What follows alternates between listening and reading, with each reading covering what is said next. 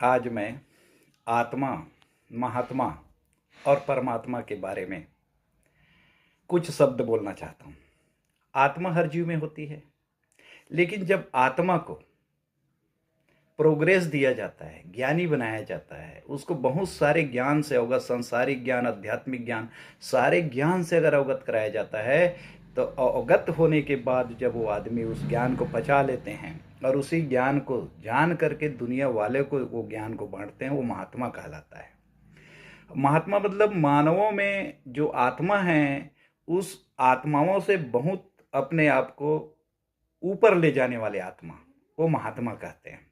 और महात्मा जो है, जो अपने गुरु से ज्ञान, संसार से ज्ञान और कण कण से ज्ञान लेकर के उस ज्ञान को सभी आत्माओं को जगाने में लगता है, वो व्यक्ति इस दुनिया से जाने के बाद और इस दुनिया में रहते हुए भी परमात्मा का उपाधि पाता है।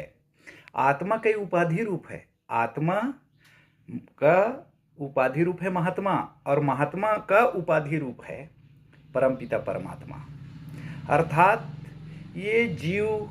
में ही आत्मा है और ये जीव आत्मा के द्वारा ही महात्मा बनती है और महात्मा से परमात्मा बनता है।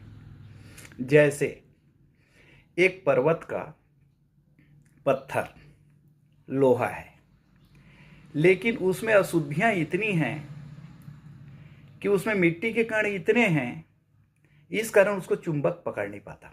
जैसा बड़े बड़े पहाड़ पर्वत जो लोह अयस्क का है, वो पत्थर लोहा है, लेकिन उसमें अशुद्धि होने के कारण चुंबक उसको पकड़ नहीं पाता, न वो चुंबक बन सकता है। जब उसको शुद्ध किया जाता है, वात्या भट्ठी में तपाया जाता है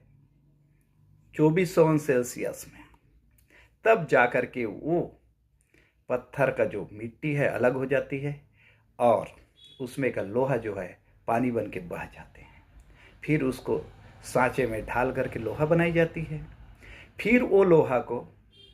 चुंबक अपनी ओर खींच लेता है,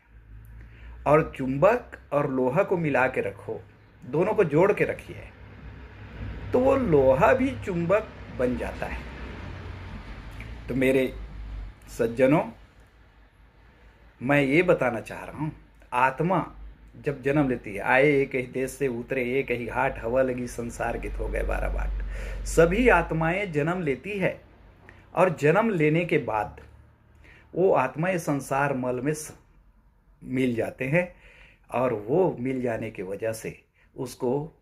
सत्संग की जरूरत होती है, और जब सत्संग होती है उनको चुंबक जैसे